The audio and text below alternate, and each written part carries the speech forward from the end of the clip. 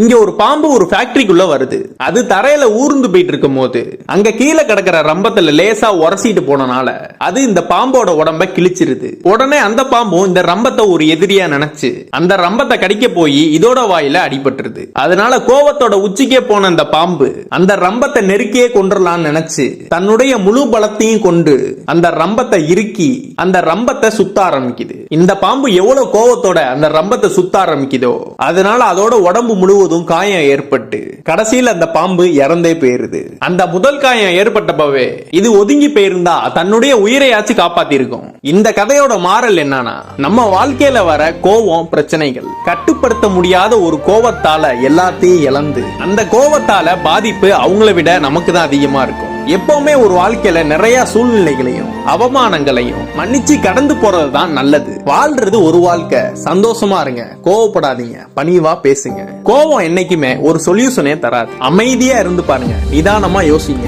உங்க வாழ்க்கையும் நல்லா இருக்கும்.